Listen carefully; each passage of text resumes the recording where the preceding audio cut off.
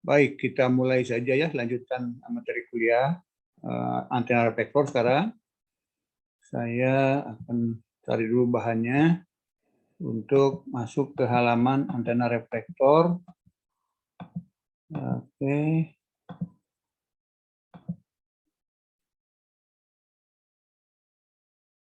Kemarin, oke. Ya.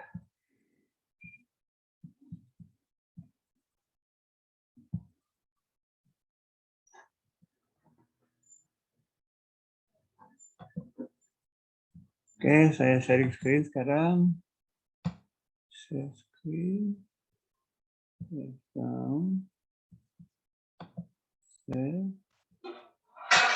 Apakah sudah muncul reflektor datar di layar mahasiswa? Sudah, Pak. Oke, kita bahas ini ya. Saya bahas. Ya, ini saya ulang sedikit karena ini sangat penting mengenai pengaruh tanah kalau antena itu dekat ya. Jadi ini sebenarnya bukan pengaruh tanah, pengaruh dari reflektor sebetulnya. Jadi kalau kita posisi antena kita dekatkan ke suatu reflektor secara umum ya, jaraknya kurang dari setengah lambda, yang siklus pertama itu. Maka di situ kita harus hati-hati karena pengaruh reflektor itu cukup signifikan dan kita bisa mengatur beberapa hal, diantaranya kita bisa mendapatkan gain ya yang lebih tinggi daripada gain antena itu sendiri kalau ditempatkan secara benar itunya posisinya. Kemudian arah radiasi dari antena tersebut juga bisa diatur, bisa dimendongak ke atas sebetulnya begitu ya. Kalau kita bisa menempatkan antena secara benar gitu. Nah ini dari mana datangnya begitu? Karena reflektor kan memantulkan gelombang yang datang kepada reflektor, incident wave, kemudian dipantulkan menjadi reflected wave. Nah antara incident wave dengan reflected wave itu karena antena juga meradiasikan gelombang. Nah sekarang menggabungkan atau menjumlahkan secara vektor antara gelombang yang dihasilkan dari antena, radiasi antena dengan gelombang yang dipantulkan oleh reflektor. Itu yang kita atur. Apakah dia bertambah atau berkurang ya? Menjumlahannya kan kalau vektor kan 1 tambah 1 bisa 2, bisa 0 kan? Gitu kan? Nah, itu yang kita pakai. Nah, kemudian juga dalam rumus yang kemarin kita tunjukkan ada juga pengaruh dari ini impedansi mutualnya. Ingat, karena kalau suatu antena diletakkan dekat dengan tanah, ini juga ada konsep antena bayangan sehingga seolah-olah antena itu punya bayangan di bawah tanah dengan jaraknya yang sama. Nah, sehingga di sini kita muncul ada ini. R11 itu impedansi sendiri, kemudian R12 adalah impedansi mutual atau impedansi gandeng. Nah, ini yang kita sudah perhitungkan. Jadi di sini 3 hal yang harus kita pikirkan ya. Pertama, gain antena bisa berjumlah secara vektor kalau dia superposisinya antara gelombang yang dihasilkan dari antena dan gelombang yang dipantulkan itu konstruktif itunya, penjumlahannya. Artinya sepasak begitu atau koheren begitu ya. Yang kedua, ini pengaruh dalam tanda mutlak ini ada sinus, SR itu jarak dalam bentuk radial ya, beta kali S, S itu jarak antena, ada cosinus pi di sini. Nah ini karena sinus itu nilainya bisa berubah sesuai dengan sudut argumen fungsinya, maka cos pi ini bisa kita atur. Cos pi itu adalah arah radiasi antena kita mau digeser ke sebelah mana begitu. Biasanya untuk aplikasi komunikasi horizontal biasanya cos pi diatur untuk supaya antena mendongak ke atas ya. Itu ya, ini penting sekali. Kenapa saya ulang lagi? Ini konsep yang sangat penting untuk kita pahami. Nah, kemudian gambar grafiknya begini. Nah, signifikansi dari terjadinya penguatan yang bisa kita manfaatkan, mendapatkan benefit dari penguatannya. GF itu gain dalam medan ya. Kalau gain dalam daya nggak pakai subscript F, jadi kuadrat atau 2 kali dalam dB gitu ya, dari gain dalam daya. Nah ini kalau kita lihat sampai setengah lambda. Kalau antenanya setengah lambda, diletakkan di atas reflektor atau di atas tanah, gitu, maka justru hasil resultan atau hasil penjumlahan antara gelombang yang diradiasikan dan gelombang yang dipantulkan pada jarak setengah lambda, dia akan saling bersuperposisi secara destruktif ya. secara berbeda fasanya berlawanan begitu, sehingga 0. Oke, tapi kalau kita jauhkan lagi, ini ke 0,6 lambda, 0,7 lambda, dia naik lagi. Nah, cuma nanti di 1 lambda dia 0 lagi sini. Gitu, 1,5 lambda 0 lagi. Nah, ini fluktuasi ini yang kurva ini, kurva gain gitu, dia semakin jauh akan semakin kecil dengan siklus periode dia mencapai 0, nilai 0 setiap kelipatan setengah lambda, gitu ya. Nah, semakin 1,5 lambda, 2 lambda, 2,5, 3,5, dia semakin kecil. Nah, semakin jauh, ya semakin hilang efek gain dari pengaruh reflektornya, pengaruh pemantulnya. Gitu. Nah, ini biasa dimanfaatkan dalam menaruh antena di atas tanah. Saya kira ini penting sekali ya, mau diperhatikan ini rumus ini. Rumus bagaimana mendapatkan gain dalam bentuk medan terhadap antena yang dekat dengan tanah. Oke. Baik, sekarang kalau antena, oh ya, saya lupa. Ini yang kenapa saya mengambil contoh dekat dengan tanah, pada ini kan sebetulnya reflektor bidang datar gitu ya. Cuman aplikasinya yang biasa kita ambil keuntungan dari reflektor bidang datar itu kalau ini berupa tanah, sehingga tanah kan bukan vertikal. Kalau tanah itu kan digambarkannya horizontal, antenanya di atas gitu, sehingga gambarnya akan seperti ini. Ini tanah garis tebal. Ini antena di atasnya jauhnya S, maka ini pengaruh bayangannya S di bawah, bayangan di bawah tanah akan berjarak 2S dengan antenanya. Nah, ini R12 impedansi mutual dihitung dari mutual impedance dari antena yang asli terhadap antena bayangannya. Jadi nanti kalau kita mencari R12-nya berapa? Nah, kita cari ada impedansi mutual dari dua buah antena yang berjarak 2S. Bukan S, ya. Karena antenanya berjarak 2S. Karena satu di atas tanah jaraknya S, antena satu lagi bayangannya di bawah tanah S di 2S. Jadi nanti mencari R12, kita lihat kurva untuk impedansi mutual atau impedansi gandeng yang terpisah pada jarak 2S. Ya, gitu. Oke, berikutnya antena sudut sekarang yang menyudut bukan 180 derajat. Misalnya yang masih banyak dipakai itu adalah reflektor yang sudutnya 90 derajat apanya ini. Nah, kalau kita gambarkan penampangnya seperti ini antenanya, driven elemennya misalkan di tengah-tengah sudut antara bidang pantu yang satu dengan bidang pantu yang satunya lagi menyudut 90 derajat. Nah, ini menurut konsep bayangan kan jadi dia punya 3 bayangan. Nah, bayangan yang pertama ada diberi nomor 2, bayangan yang kedua diberi nomor 3, dan bayangan yang ketiga diberi nomor 4. Ya. Jadi ini sama dengan kita menganalisis suatu susunan antena yang terdiri dari 4 elemen ini. Jadi kalau antena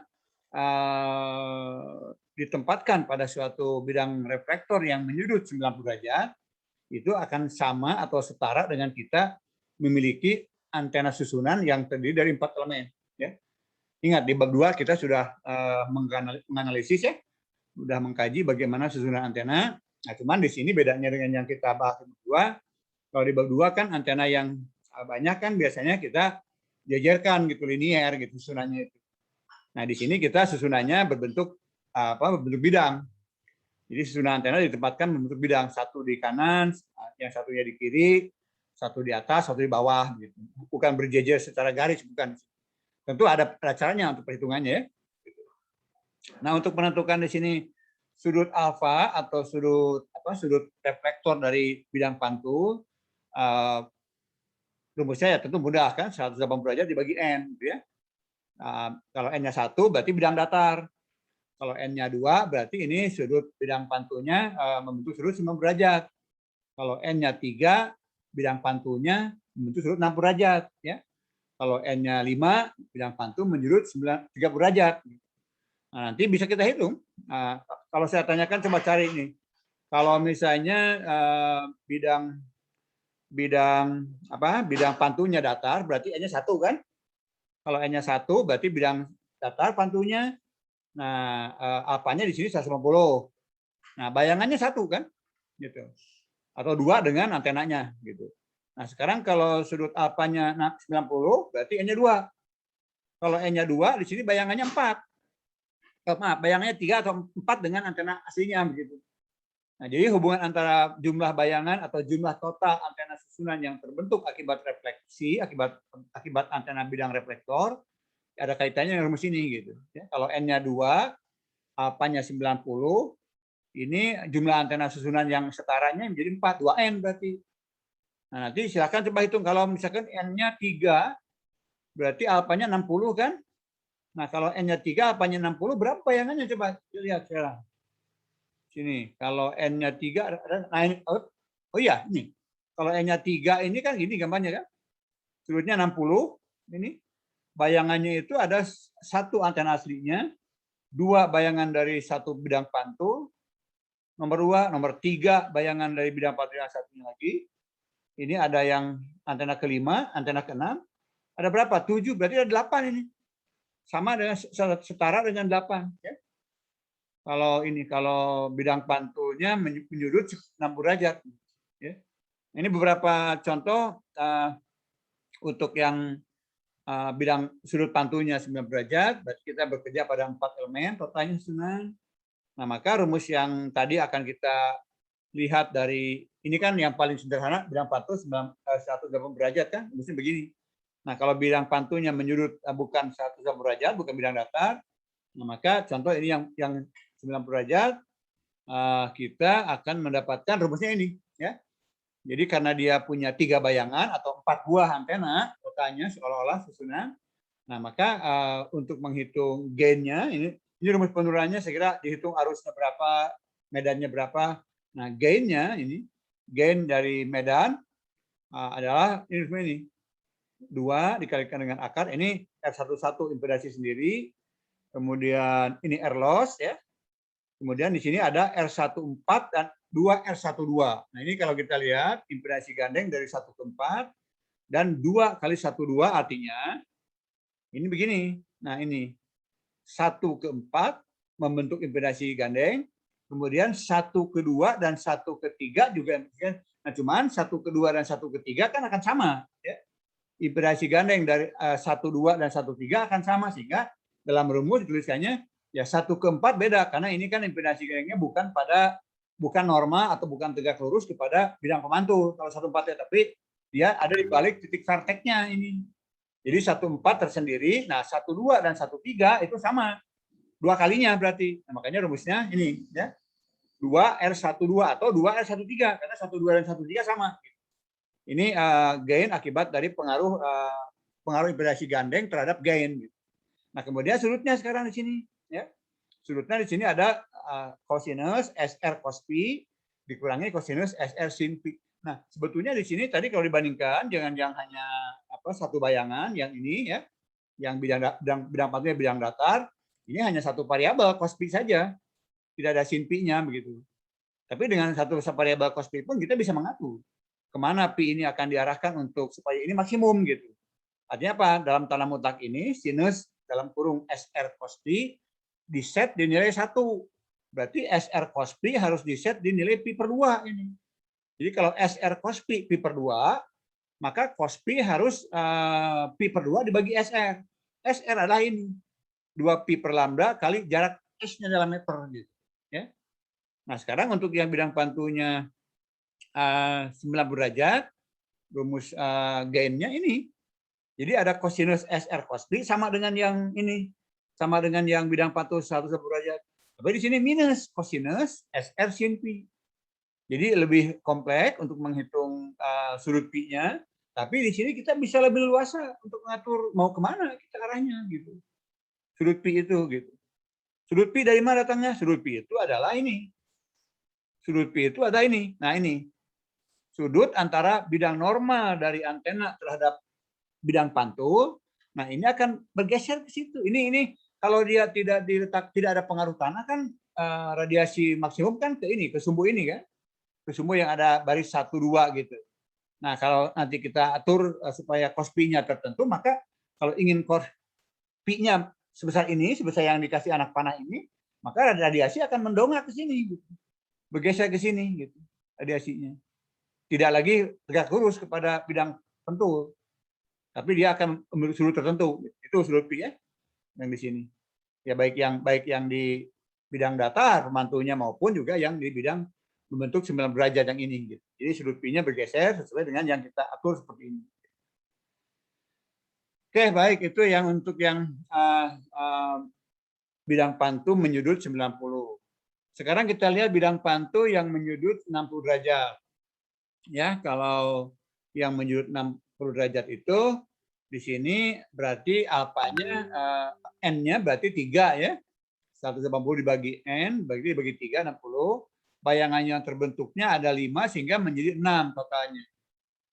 Ya, dengan ini dengan aslinya. Aslinya 1, nomor 2, nomor 3, nomor 4 di sini, nomor 5 di sini, nomor 6. Jadi 5 bayangan tambah 1 antena aslinya. Nah, rumus gainnya ini.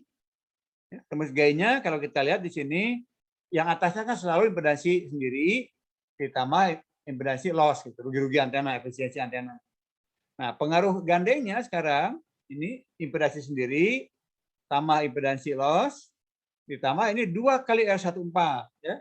14 itu sama dengan 3, 13. Ini 13 dan 1/4 sama. Maksudnya 2 kali 14 atau 2 kali 13 boleh. Ya. Kemudian 12. Oh, maaf. Ini angkanya hilang di sini. Jadi 1 itu antena aslinya, 2 berpasangan dengan 3, 5 berpasangan dengan 4. Ya. Nah, oke, ini angka di atasnya ini hilang ini. Harusnya ini antena 1 ya. Kemudian 2 dipantulkan oleh bidang yang atas, 3 bayangan dari bidang pantul yang bawah. Kemudian antena 4 adalah bayangan dari perpanjangan bidang pantul yang bawah. Antena 5 adalah bayangan dari perpanjangan bidang pantul yang atas. 6 adalah bayangan dari PRT.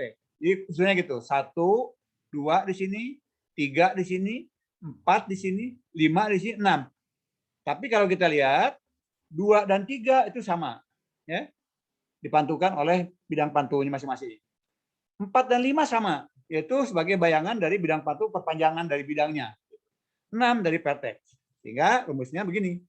Ya, ini 214 itu artinya sama dengan 15 gitu. Jadi ini 2R15 atau 2R14 boleh. Ini 2R12 atau 2R13 sama. Nah, yang 16 ini. Nah, kemudian sudutnya sekarang karena yang derajat itu N-nya 3 kan? Ada 3 komponen sudut, yaitu sinus SR cos Pi dikurangi sinus SR cos 60 kurang Pi dikurangi lagi sinus SR cos 60 tambah Pi. Ini ada 3 komponen sudut. Ya. Jadi rumusnya kalau kita lihat, kalau ada keteraturannya, dari mulai yang bidang datar, rumusnya ini kan, ininya hanya ada 1 komponen impedansi gandeng. Sudutnya hanya 1 cos Pi. Kemudian kalau menyudut 90 derajat, ini bayangannya ada 3, 4 dengan aslinya, maka rumusnya begini. Ya.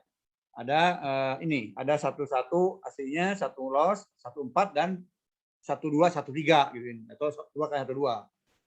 Ya, kemudian yang berikutnya ini yang menyudut 60 derajat,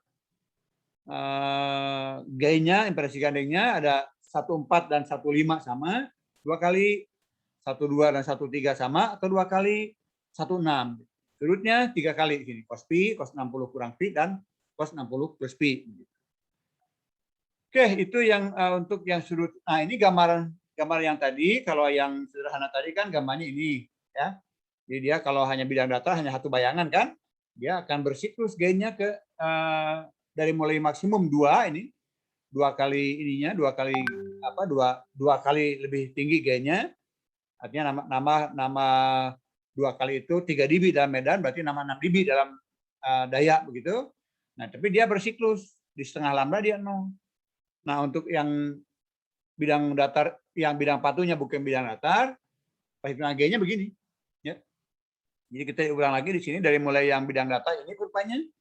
Ini kurvanya nggak tepat. Ini harusnya di 0,5 ini. Agak ini digambar manual kayaknya grafiknya.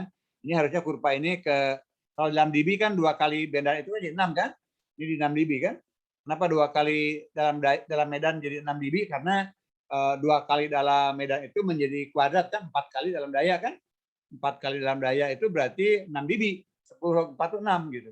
Nah, cuma di sini mencapai nolnya harusnya di setengah nih. Di setengah ya. Kemudian dari setengah ini juga harusnya ini nyambung nih. Ini salah grafiknya nih. Kelihatannya ini garis horizontalnya geser ke atas nih. Harusnya kurva dari sini ke sini ini sampai ke bawah ke sini di 0,5, dari sini baru naik lagi ke atas sini ya. Ini kurvanya digambar, atau mungkin saya mengecilkan kurva ini sehingga kepotong gitu. Di kurva yang aslinya untuk apa 180 derajat tuh ini harus sesuai dengan, nah ini ya 0,5, 0, naik lagi ke atas. Oke, jadi kalau dalam diktat Anda juga seperti ini, berarti ini geser ke atas sumbu datarnya ini. Nah, untuk yang bidang pantul menyudut 90 derajat, nah di sini G-nya seperti ini ya. Jadi besar gitu ya, dan siklus menjadi nolnya G-nya jauh kan. Untuk yang 60 derajat lebih tinggi lagi G-nya ini, dan siklus untuk kapan dia mencapai nolnya juga jauh ya. Nah, sehingga ini untuk beberapa reflektor yang sudutnya lebih dikecilkan mendapatkan keuntungan atau benefit dari antena bayangan yang terjadi akibat dari jumlah sudut yang dihasilkan, jumlah bayangan dari berbagai macam sudut yang dirancang gitu ya. Nah, cuman kan kalau untuk diaplikasikan pada mengatur jarak dari tanah nggak bisa kita mengatur bidang pantul 90 atau lebih kecil lagi malah. Karena tanah kan nggak bisa. Nah, kecuali kalau kita mau mengkonstruksi misalkan di tanah itu tanah sebagai satu bidang pantul, kemudian dipakai lagi bidang pantul misalkan vertikal membentuk 90 dengan tanah, bisa aja seperti itu.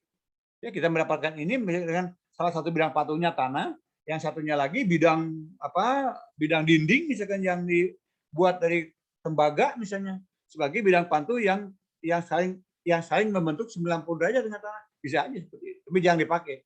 Kalau untuk yang bidang pantul 90, 60 itu biasanya bidang pantulnya dibuat dari bahan gitu, dari bahan pemantul. Oke, itu yang terkait dengan bidang pantul untuk berbagai macam sudut pantulnya. Oke, nah ini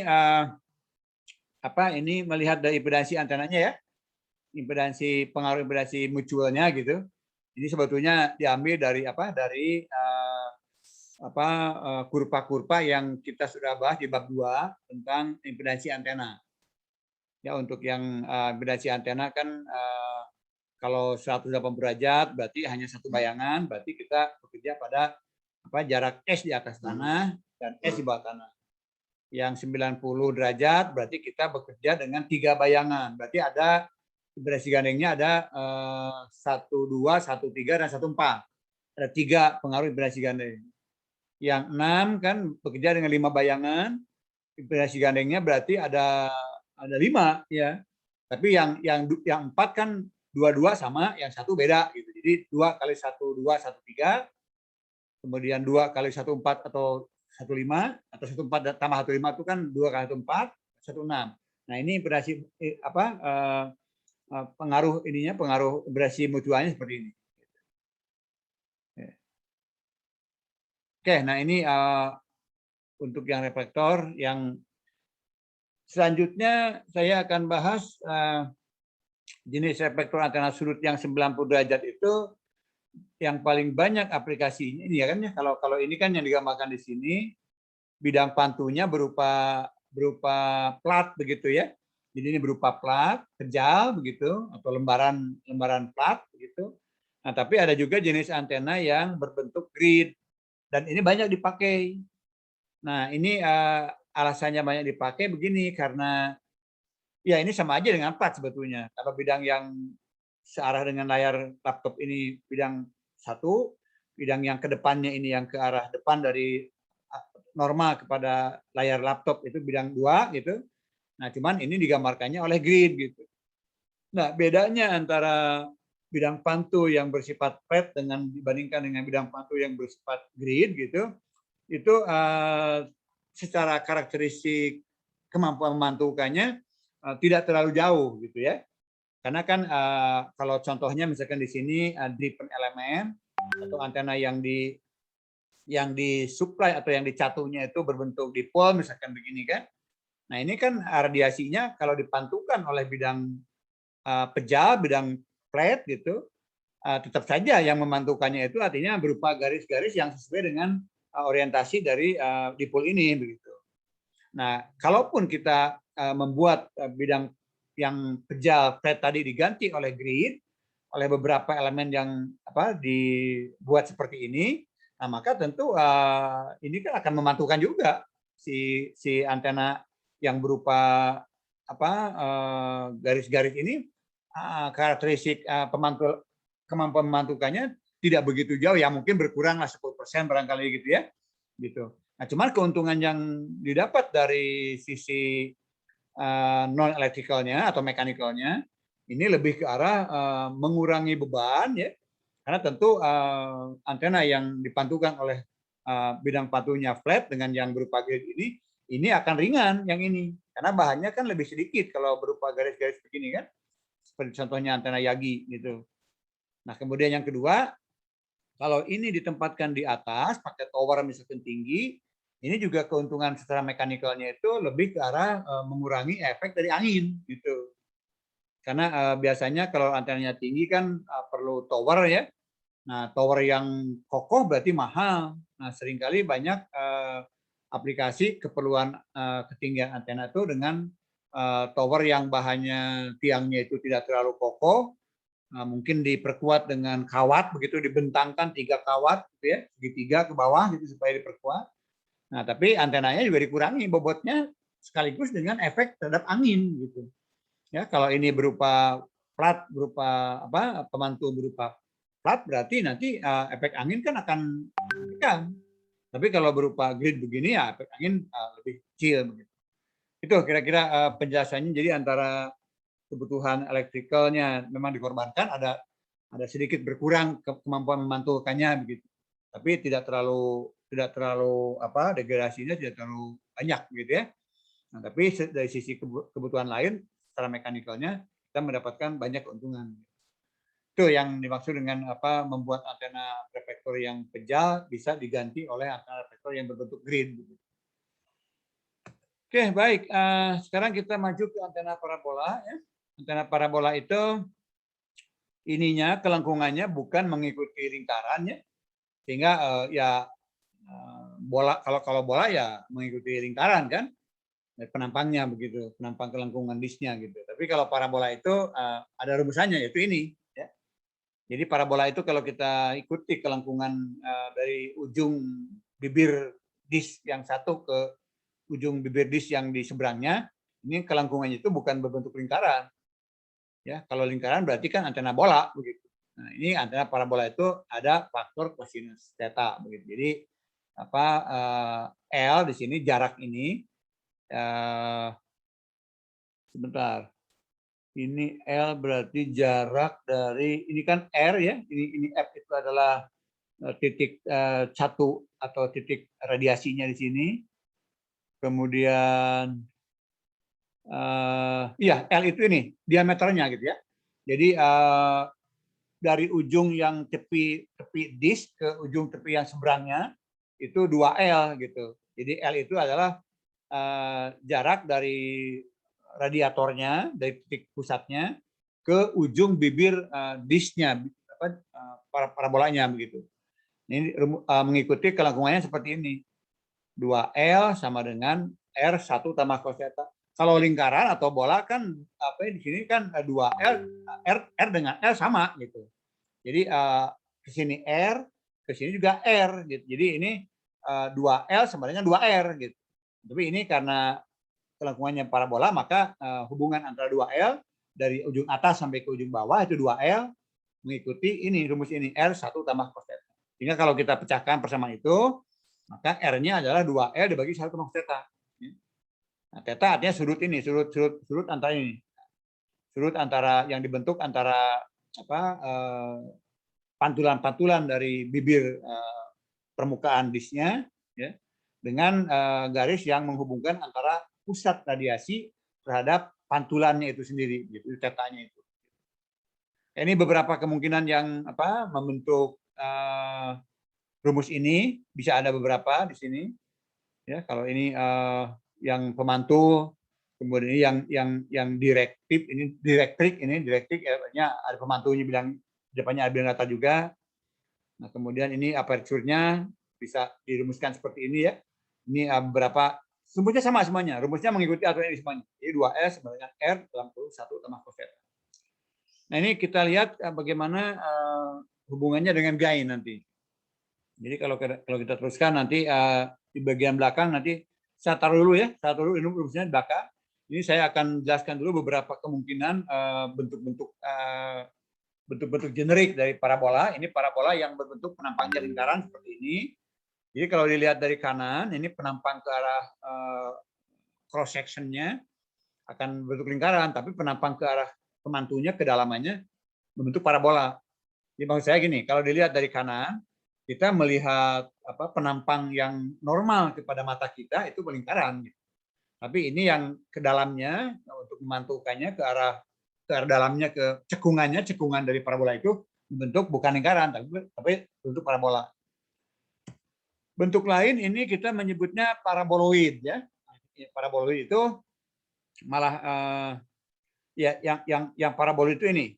Jadi parabola itu mengikuti paraboloid. Satu lagi silinder parabola. Jadi yang parabola itu memang yang diikutinya paraboloid. Nah, satu lagi bentuk bentuk generik lain yang ada atau sering dipakai juga bentuk ini. Silinder parabola artinya kelengkungan ininya, kecekungannya adalah parabola, tapi penampang yang kita lihat untuk mengarah kepada pemancar atau penerima dari suatu antenanya normal kepada arah radiasinya berbentuk persegi 4, gitu ya. Nah, ini disebut dengan silinder parabola, silinder parabola. Kalau yang ini penampangnya kan lingkaran ini kan. Jadi penampangnya ke arah normal terhadap arah radiasi baik ke penerima maupun kalau kemudian memancarkan, dia bentuk lingkaran, namanya parabola atau paraboloid. Yang ini silinder parabola, itu bentuk yang lain. Nanti akan saya bahas bagaimana dampaknya atau efeknya kepada gainnya. Oke.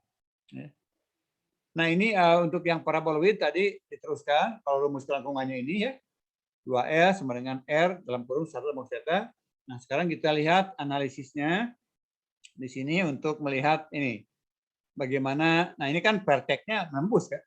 Bukan pada, kalau kita lihat secara persamaan lingkaran atau persamaan bola, ini jadi perteknya bergeser ke menembus, bukan di titik disknya ini gitu.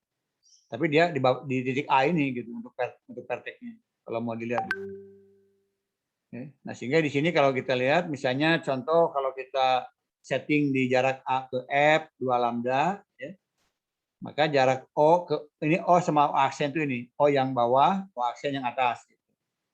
Ini membentuk sudut 180 derajat ke arah berlawanan ya.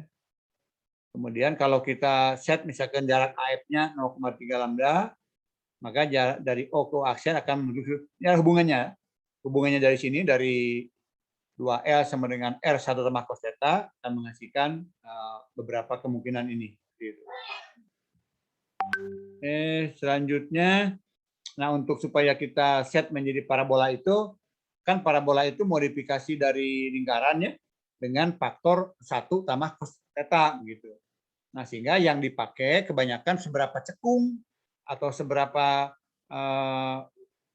artinya ini kalau dibandingkan dengan bola atau lingkaran kan kecekungan parabola itu mendangkal sebetulnya. Jadi kalau dari ujung bibir antena parabola yang satu ke seberangnya itu, kalau kelengkungannya dilihat itu akan lebih dangkal daripada kecekungan bola. Nah, sehingga di sini setting untuk yang biasa dipakai untuk antena parabola itu jarak titik radiasi ke titik F ya itu tidak melebihi 0,35 lambda. Gitu. Yang tadi itu yang ini yang dipakai. Kenapa yang dipakai ini ya? Jadi kelengkungan bola kan lebih lengkung. Kalau ke sini kan dia lebih cekung kan. Nah, dari sini kalau bola itu kan ke sini berarti lengkungannya ke titik A. Kemudian dari titik A melengkung lagi ke sini ngikutin bola. Nah, ini tidak, ini ke sini melengkungannya.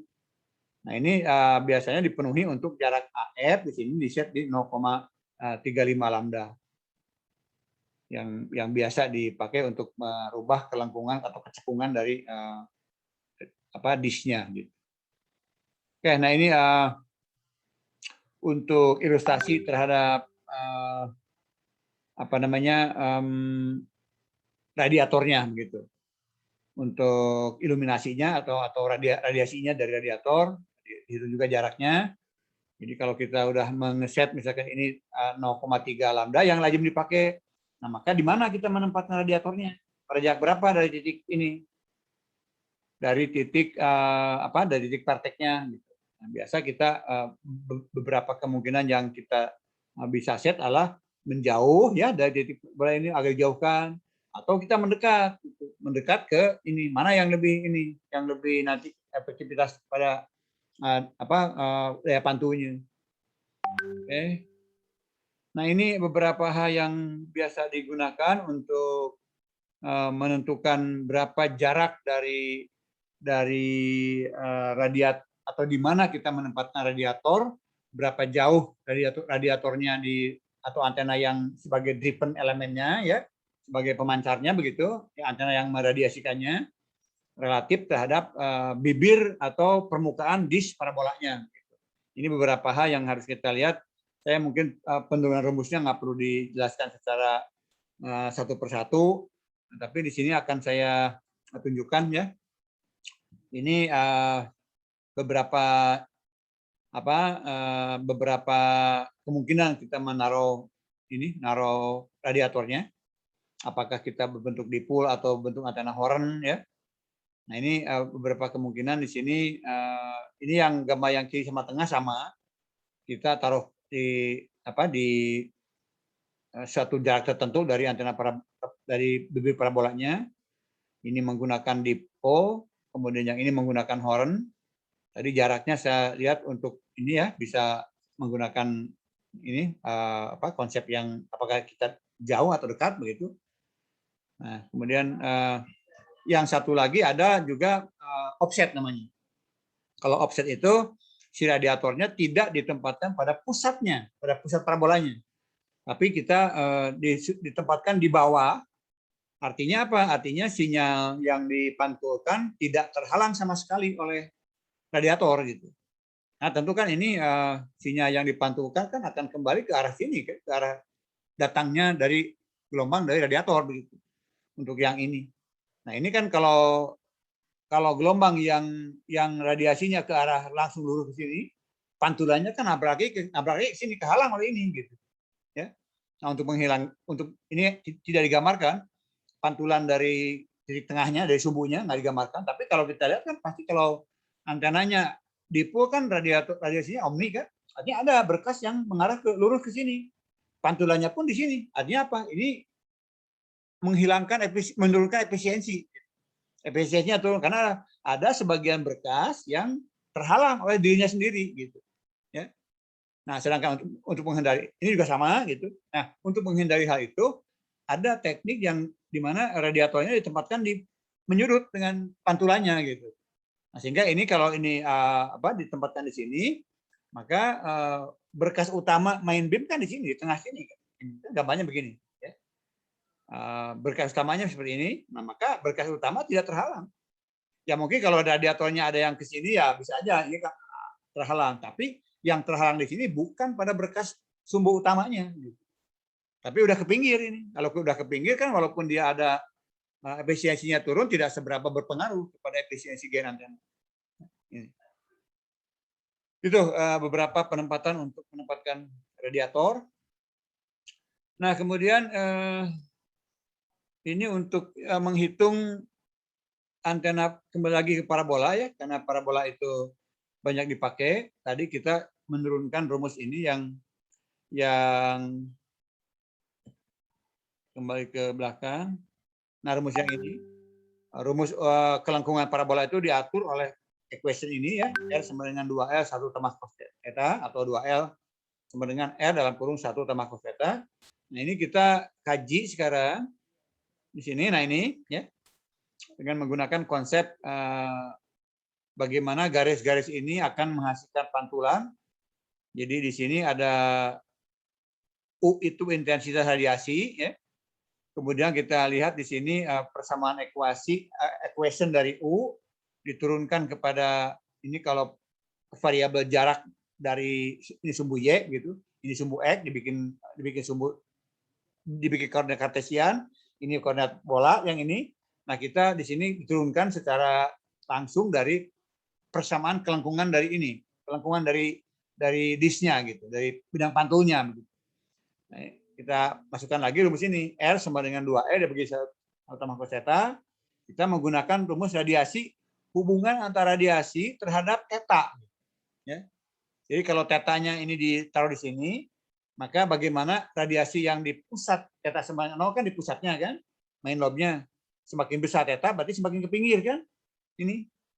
Ya, jadi ini kan berkasnya kalau berkasnya memberikan radiasi ke semua kelengkungan ini diiluminasi. Diiluminasi itu artinya disemprot oleh pemancar di sini. Nah, maka semprotan yang tetanya 0 kan semprotan ke tengah. Sedangkan semakin besar theta berarti semprotan ke pinggir.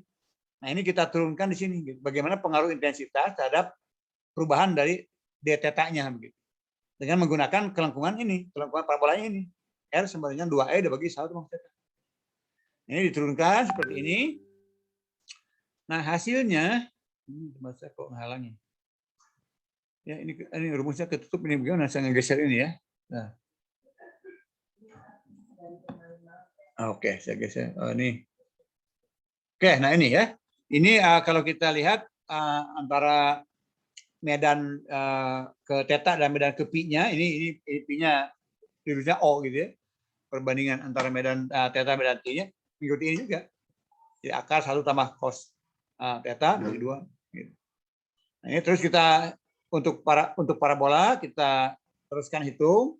Ini akan menghasilkan suatu formula di sini. Oke, sini ya. Nah, dengan yang tadi itu kita akan berujung dengan formula bidang aperturnya ini.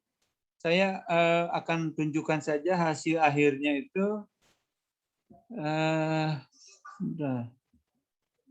Iya, ini hasil akhirnya ini menghasilkan perbandingan antara E theta dengan E pi, ini yang bulat ini pi gitu ya, adalah mengikuti formula ini 1 tambah cos theta bagi 2. Nah, kemudian saya akan tunjukkan juga bagaimana kita menghitung gain dari antara parabola ya. Setelah kita tahu perbandingan antara medan E ke arah komponen E theta dan komponen E pi-nya seperti ini perbandingannya, maka saya langsung ke, nah ini, dengan menggunakan E theta dan E pi-nya seperti ini, maka kita masukkan ke rumus E di sini, kita akan hasilkan tunjukkan untuk menghitung gain dari antena parabola itu. Jadi kita bisa menggunakan rumus pendekatan ya. Ini kan fungsi Bessel nih, ada fungsi Bessel. Ya, fungsi Bessel order pertama. Nah, ini kalau didekati dengan rumus yang tadi, E theta dan E pi, maka hasilnya itu di sini, ya fungsi Besselnya ya J1X 0 jika X-nya 3,82, kemudian bla bla bla. Nah, ini rumus yang harus kita pahami adalah untuk menghitung direktivitas maupun gain, kita bisa dengan cara menghitung lebar berkas dari radiasinya. Jadi radiasi dari hasil penurunan ini, ya penurunan. Nah ini hasil radiasi pantulan ini kita hitung, sehingga di sini kita menghasilkan hasil akhirnya itu ini. Nah ini, jadi sudut tetanya itu, sudut pi-nya itu adalah arcus sinus atau sinus pangkat min 1 dari ini, dari pendekatan rumus Bessel ini gitu. Jadi dibacanya kalau kita lihat di sini nilai lebar berkas semakin kecil, maka kita akan menghasilkan direktivitas yang besar kan. Nah, sehingga kalau kita bisa menurunkan dari Bessel ini pendekatan bahwa sudut lebar berkas 1,22 dibagi D dalam unit lambda. Nah, ini dalam bentuk radian. Kalau kita kalikan dengan 1 radian sama dengan 57,3 derajat, maka kita bisa menghitung lebar berkas ya adalah 70 dibagi D lambda. Maksudnya setengah lebar berkas gitu. Ini. Setengah lebar berkas itu ketika radiasi turun dari maksimum sampai ke setengah daya gitu, 3 dB. Atau seperakar 2 medan begitu. Nah, sehingga lebar berkas antara nol pertama, loba utama di sini. Kita ingatkan waktu kita menurunkan rumus direktivitas menggunakan pendekatan kan, lebar berkas setengah dikalikan 2 kan, supaya kita mendapatkan HPBW kan, half power beam width gitu. Nah, sehingga kita dengan menghitung ini 70 dibagi D, maka lebar berkas beam width dari ujung ke ujung 2 kalinya, sehingga 2 kali P0 sama dengan 140 dibagi D lambda. Gitu. Ini rumus yang pendekatan yang berlaku untuk antena parabola. Ya, jadi kalau kita akan mencari misalkan berapa lebar berkas dari, biasanya begini, dalam antena parabola itu, kalau antena parabola misalkan melenceng 10 derajat misalnya kan, dari sumbu utamanya, gainnya atau direktivitasnya misalnya turun menjadi setengahnya begitu. Nah, maka HPBW-nya 2 kali sudut yang melenceng itu. Gitu. Sudah saya tanyakan kalau tadi soal tes.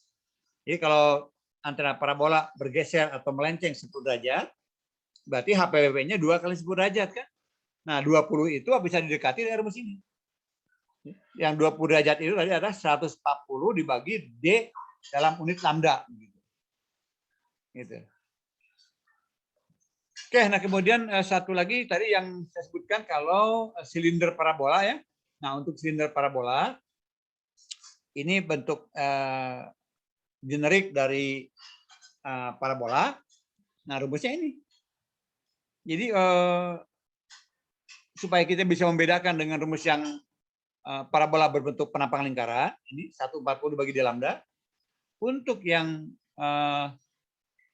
untuk yang parabola silinder penampangnya berbentuk persegi 4, maka HPBW-nya adalah 115 dibagi L lambda. L ini panjangnya gitu, panjang dari silindernya gitu.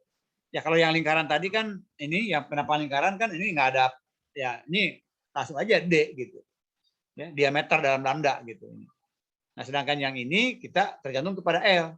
Artinya kalau L-nya semakin panjang, ya, semakin besar L-nya dalam unit lambda, misalkan dari 5 lambda kita naikkan ke 6 lambda begitu, ini kan mengecil, ya. Si sudut P HPBW-nya mengecil. Artinya apa?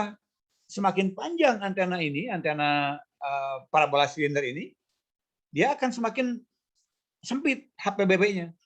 Dengan HPBW semakin sempit, maka dia akan semakin besar gain. Ya, itu yang terjadi pada. Nah, penurunannya begini. Kalau yang menyangkut bentuk yang silinder, penurunannya ke sini. Ya. Jadi ini faktor dari L di sini. Malah kalau untuk untuk kalau misalnya diameternya ini 10 lambda, maka akan menghasilkan gainnya di sini kan ini 600, atau datangnya dari mana? Dari sini. Ya, dari G sama dengan 6 kali D dalam unit lambda kuadrat.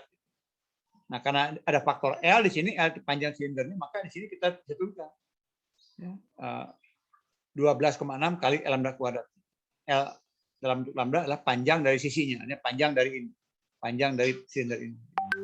Gitu. Jadi ini ada mendapatkan benefit atau keuntungan dari seberapa panjang silinder yang kita buat. Oke, ini diagram arahnya, saya kira mungkin ini ya, contoh untuk kalau panjangnya 10 lambda, gitu, atau L lambda 10 gitu ya. Oke, maka ini ada menghasilkan gainnya itu terhadap tipe 29 dB. Ini radiasi yang dihasilkannya. Oke, saya kira itu mungkin chapter 3 udah kita selesaikan. Masih ada waktu tinggal 7 menit lagi. Kalau ada pertanyaan saya bisa diskusikan sekarang. Silakan. Jadi bahan UTS kemarin kita sampai di sini ya, sampai di akhir bab 3.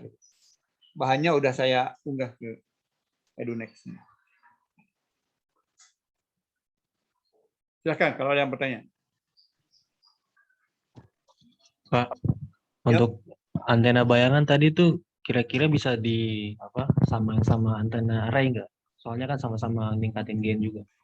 Iya, sebenarnya pendekatannya perhitungannya persis kita disetarakan dengan array. Jadi array-nya 2 elemen. Jadi kalau saya gambarkan lagi ya, saya share lagi untuk antena Ini ya untuk antena yang ya. Wah, saya kembali ke ini gimana? Oke. Tadi itu saya share screen yang ini. Oke, kita kembali ke yang antena bayangan itu tadi. Memang itu konsep yang penting ya harus. Nah, ini. Nah, ini ya. Jadi untuk memahami antena bayangan ini, analisisnya persis seperti kita punya antena susunan dua elemen gitu. Antena pertama ini, antena yang kedua antena bayangannya. Nah, sehingga kita kan kalau bicara antena susunan, array, kita kan ingat waktu di bab 2 ini, waktu di bab 2 kan begini. Nah, saya supaya Anda jelas ya, saya akan buka waktu di bab 2 susunan antena.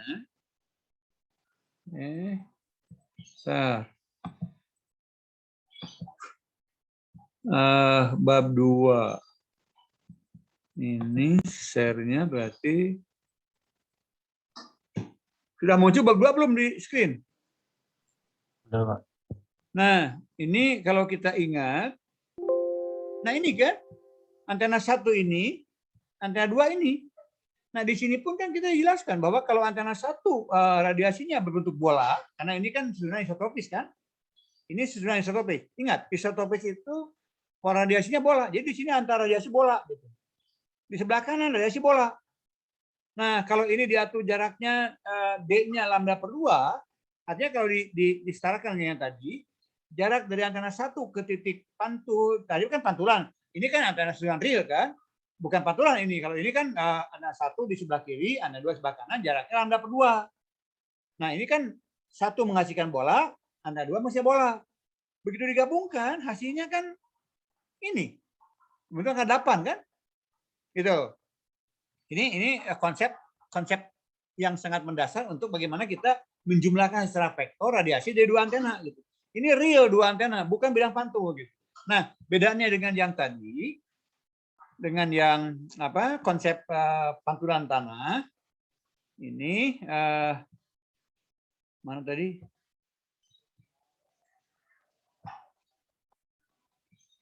Muncul sekarang ya antena bayangan. Muncul, Pak.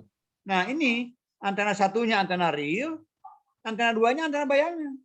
Ini sama dengan tadi. Kalau ini antena isotropis ya, antena 1 kan bola, antena 2 juga bola.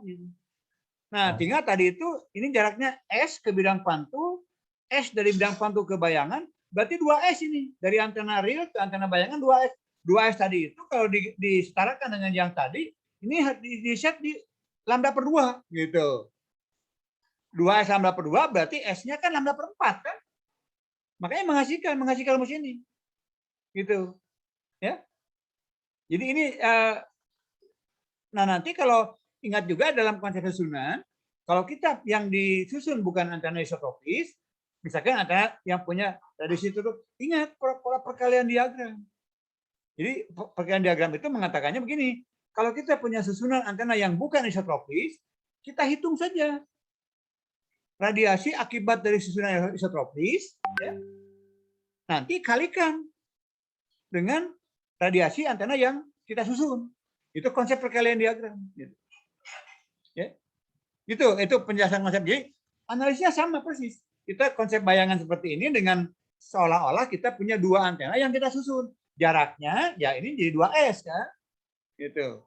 Nanti analisisnya bagaimana? Nah, ini pengaruh yang dalam tanda akat ini tentu kita juga tahu kalau antena digandengkan dalam jarak yang dekat, maka konsep mutual impedance harus kita perhitungkan.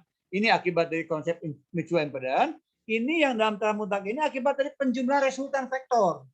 Jadi ini sinus dalam kurung SR cos P itu adalah sama dengan kita menjumlahkan vektor ini.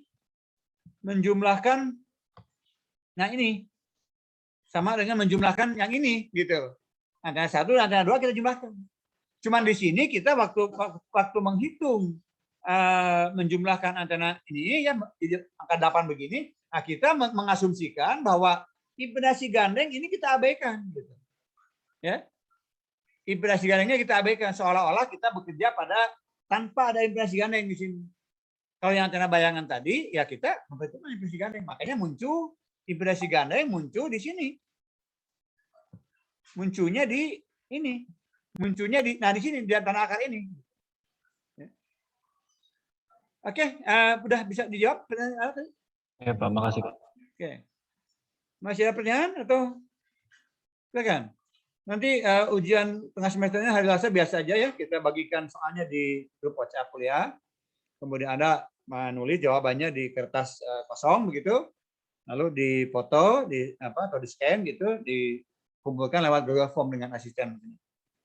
Ujiannya open book gitu. Sampai bab ini Pak. Ya, bahannya sampai yang kita kuliahkan hari ini, sampai antena reflektor. Tolong cermati masalah konsep antena bayangan tadi itu penting, sehingga mungkin akan saya tanyakan di UTS. Baik, kalau tidak ada pertanyaan, saya kira kita tutup aja kuliah ini ya. Sampai ketemu hari Jumat nanti pagi ya. Baik Pak.